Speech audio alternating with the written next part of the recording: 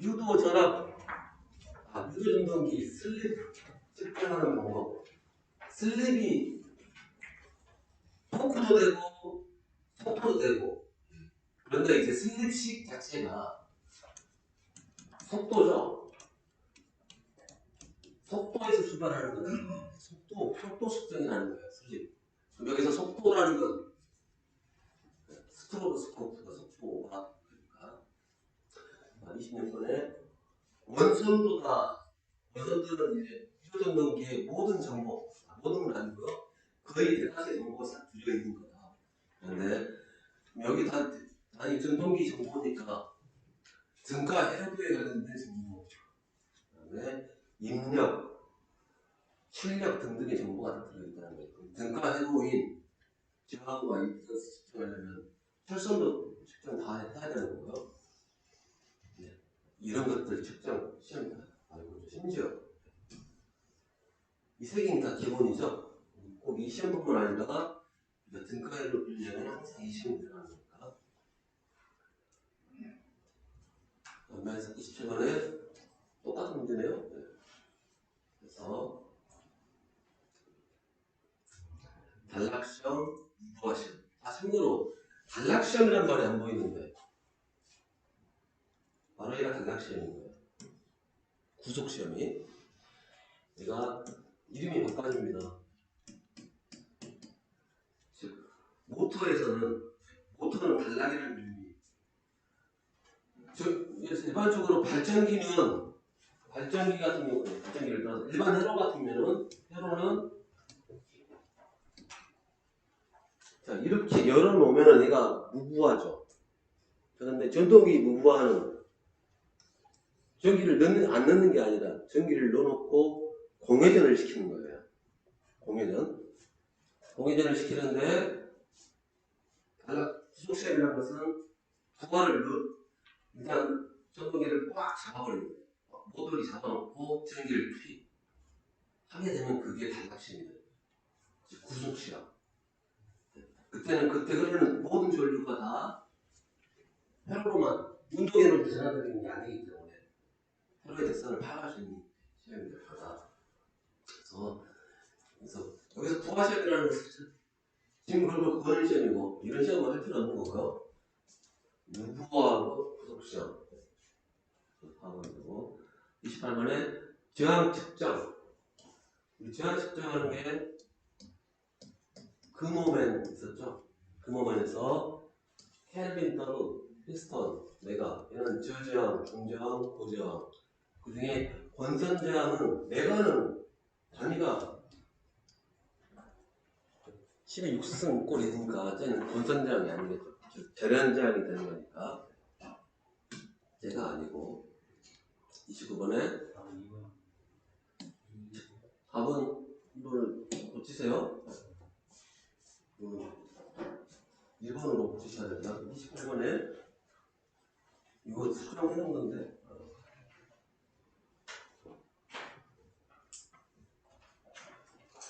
전압 R은 뭐예요? R분의 V. 기본 꼴입니다. 이거 다 사실 이거 다 전압전류 재가지고 하는 거예요. 전압전류 재가지고. 그래서 이건 그냥 기본인 거예요. 전압전류. 전압전류는 어떻게 될 거냐. 그거에 이제 관계니까. 이런 전압전류 재는 건 어차피 어떻게 좀 피스톤 브릿지 이용해서 전압전류 조정하는 거죠. 전류가 안 흘리게 만들어가려고 하는 거니까. 기본적으로 저항 측정은 이게 기본입니다. 이 안에 다 들어갔다 생각하십니다. 심지어. 그렇죠. 권선의 절연저항 측정법이 아닌 것 하면 당연히 다음 중 권선 절연저항 측정은 답이 이거죠. 권선의 절연저항 측정이 나면 당연히 메가가 답일 것이고. 근데 뭘 측정을 하겠어요? 절연저항이 아니라 그냥 저항 측정을 하겠죠. 도체 저항. 이거 당연히 1번이 아닌 거죠. 오타다. 다 요소라는 겁니다. 1번. 그 다음에 29번 저기 나오지? 네, 29번은 29번은 아직 안 배웠어요. 1번은 모르겠고 2번 딥슬러 굳이 한글로 바꾸면 딥이 깊다, 심, 슬롯은 구멍, 심구형이란 말인데 모르겠고 2번 누설변압기 누설변압기가 네온사인이나 용접기 신호로 안 맞은 이유는 싹쓴답니다. 맞는 말인가? 틀린 말인가요? 네온사인은 모르겠고 용접기는 맞죠? 그러니까 일단 한 데는 모르겠지만 뒤는 맞는 말이고 4번 CT, 즉 PT, PT는 110입니다. 그러니 답이 4번입니다. 확실하게 딱 집어서 아니요. 이제 곧 이거 배울 거예요. 바로 배웁니다. 바로 넘기면 이제 유수분기 이제 단상이라는 게 나옵니다. 단상. 지금 사실 우리가 제일 많이 보는 게 단상 전동기죠. 단상일 건데 삼상은 잘 모르고 단상은 선풍기부터 해서 제일 많이 쓰는 게 단상이다. 그러면 종류가 이렇게 있답니다. 반응기실. 그래서 반반은 사실 기동 시험 전략하는 게 그거예요. 기동 토크가 누가 제일 크냐, 역량 누가 좋냐, 딱 그게 대다수인데 사실 이건 안 외우면 돼요. 그래서 얘만 외우시면 돼요. 컨벤션. 왜냐면 반반이라는 느낌이 어떻게 돼요? 뭔가 좀 세다 그런 느낌이죠. 특히 반사전동기는 반상이니까 삼상은 회전 자개가 만들 수 있는 거예요. 회전 자개를. 그래서 돌릴 수가 있는데 단상은 회전 자개를 만들 수가 없죠. 단상은 어떻게 돼요? 교류를 만든다.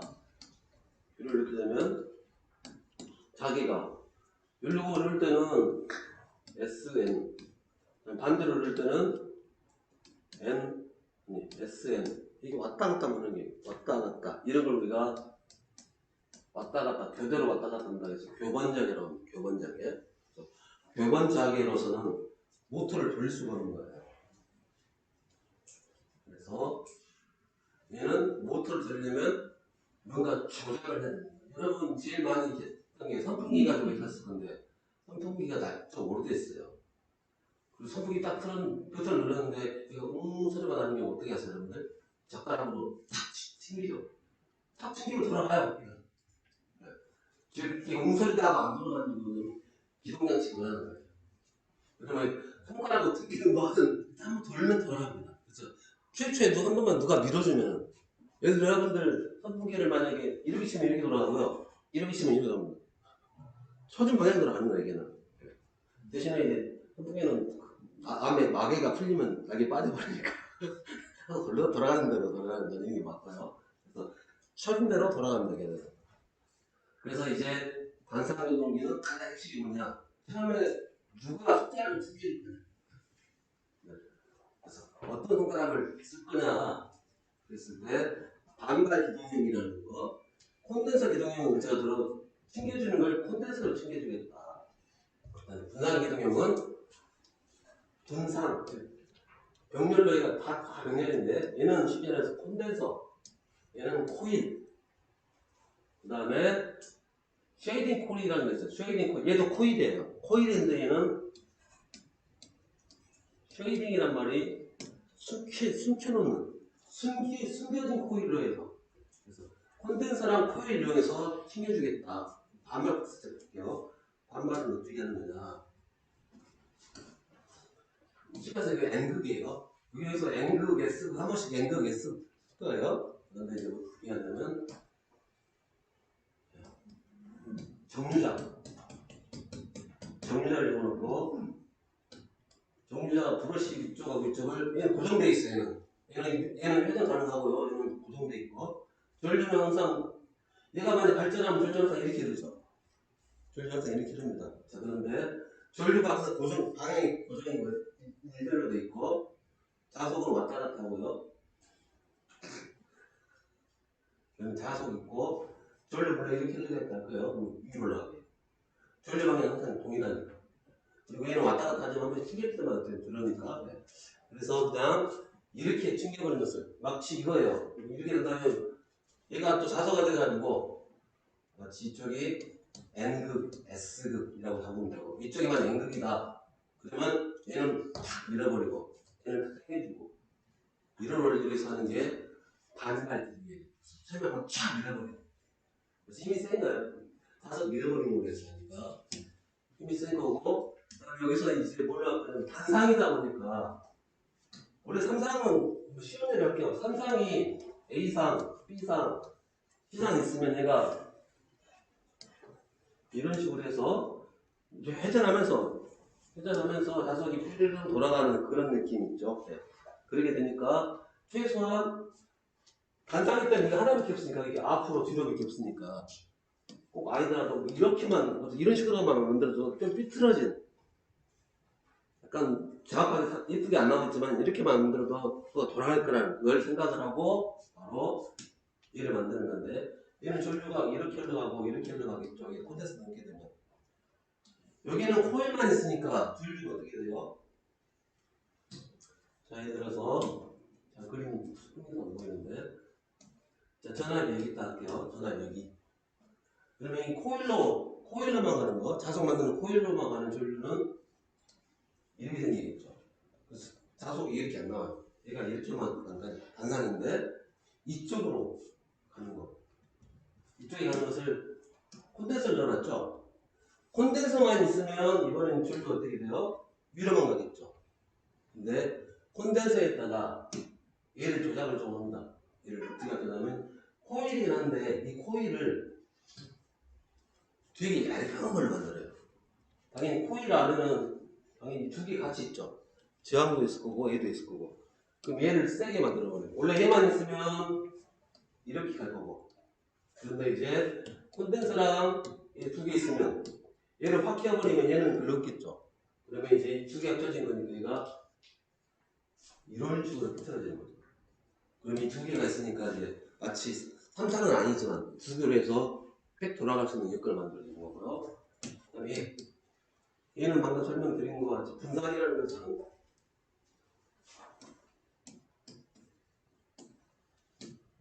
회전자고요.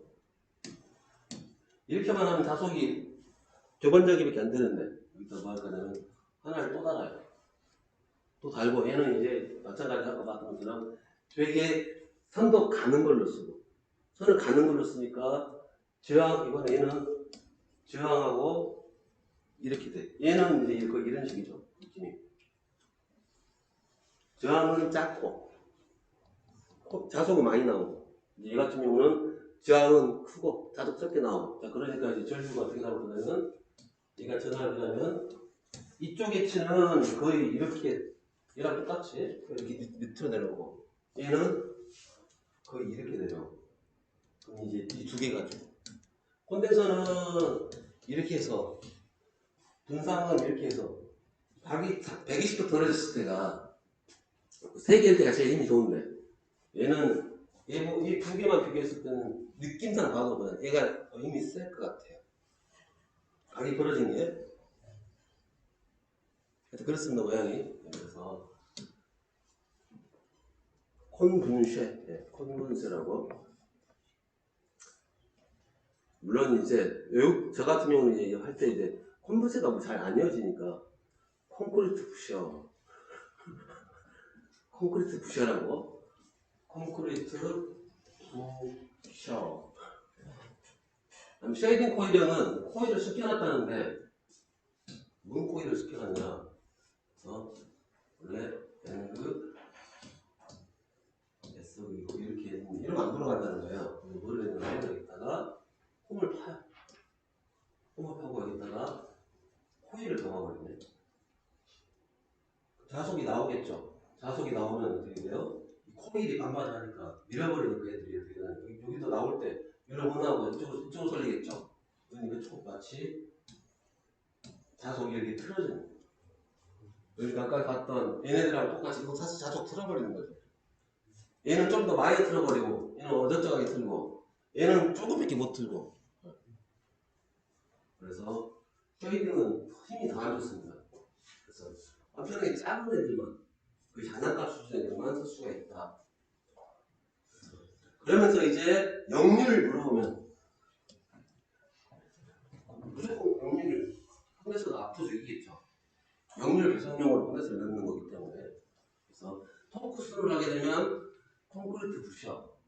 어째 반발은 탁 밀어버리는 느낌입니다. 제일 세다. 그다음에 역률 얘기 나오면 무조건 콘덴서.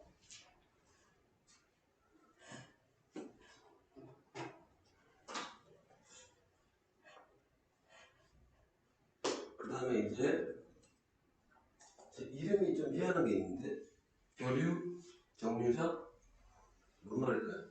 정류자가 들어간 것은 직류인데 교류 정류자? 즉 네, 이런 얘기입니다.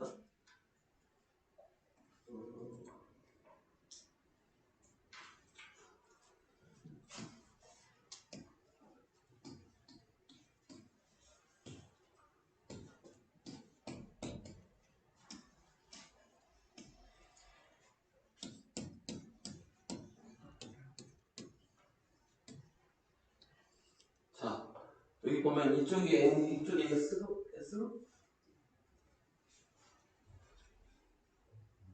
S극이죠? 네. N극이고, 네. 여기는 이번에는 여기가 S극? 내려오니까 S극, N극이고, 당연히 바뀌죠? 이게 바뀔 거고. 자, 여기다 하나 볼게요. 자, 이렇게 해서 하나 또 땡겨 쓸게요. 편하게 땡겨서. 이렇게 했을 때 이쪽으로 나오는 걸로 할게요. 나오는 걸로. 자, 볼게요. 그러면 회전 방향이 어떻게 되죠? 이쪽이 들어가는 쪽이니까.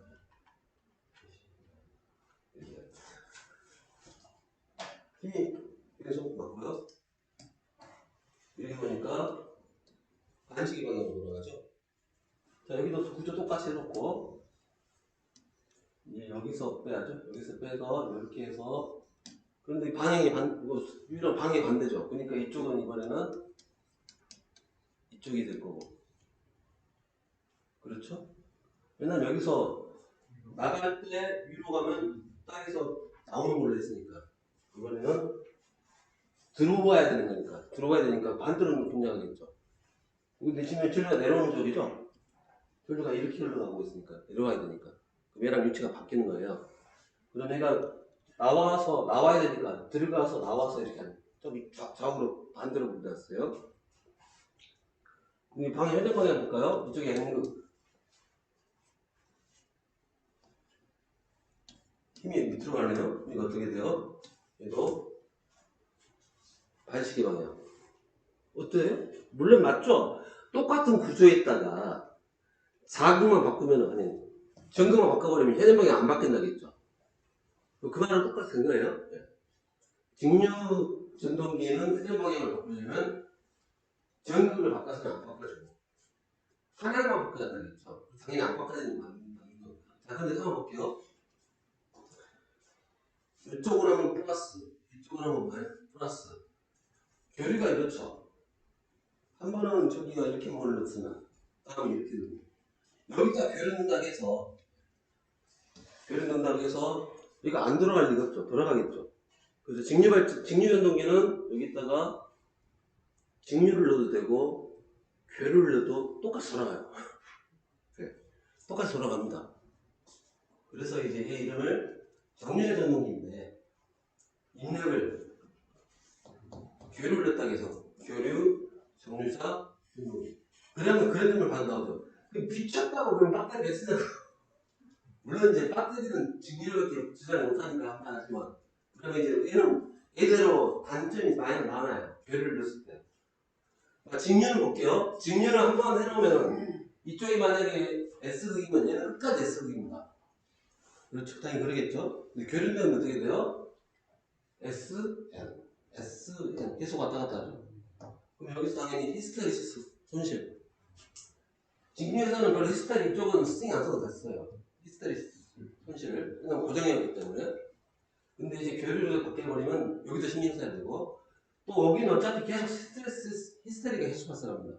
직류기라 하더라도 왜 직류기라고 볼게요. 여기 S 그럼 이쪽에 N 한 바퀴 돌면 이쪽 가서 바뀌어야죠. 또는 떠밖에 안 되고 그래서 전기자는 언제나 스트레스 많이 받아요. 근데 교류로 바꿔드리면 교류로 바꿔보면 얘도 손실받고 얘도 손실받고 그래서 바로 쓰지는 못해요. 개선을 해야 됩니다. 만약에 직류전동기를 교류를 넣고 싶다 그러면 여기 손실 개선을 하고 써야 돼요. 당연히 메이커에서는 직류를 쓸 거니까 여기 손실 개선 안 하죠. 늘 고정이니까 돈 드릴 필요가 없다는 거예요. 그럼 이제 범용, 쉽게 말해서 우리가 범용으로 쓰고 싶다. 흔히 말하는 범용 전동기 교류도 꼽고 직류도 꼽고 쓰는 것들은 여기를 개선을 시켜줘야 돼요. 그걸 우리가 교류, 정류자, 전동기라 한다. 그러면서 이제 전원으로 직류, 교류 다 쓸 수 있다. 이게 포인트입니다.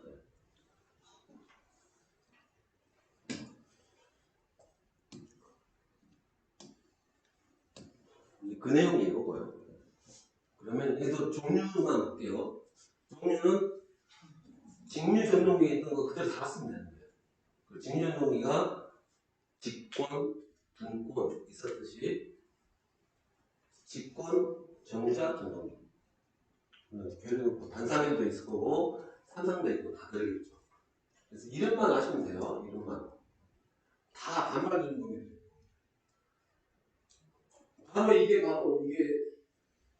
바로 A가 반상 반발 전동기 바로 A가 A입니다. 얘가 A예요.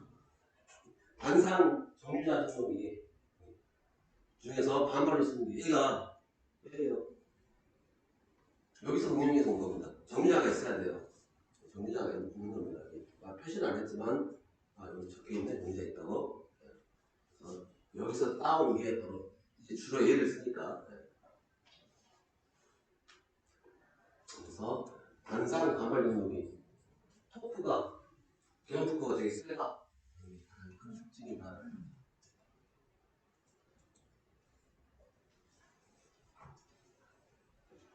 뭐가 알더라 그런데 그 다음에 삼상 당연히 직권전동기 당연히 있을 거고요. 이런 그림이 됩니다. 삼상 직권전동기는 쓰려면 이제 배납비 써가지고 써요. 이름만 알고 계시면 됩니다. 삼상 직권이라는 거 있고 삼상 둔권이라는 거 있다. 여기서는 여러분들은 뭐만 그냥 삼상 둔권전동기를 다른 말로 실하기 전동기라 한다.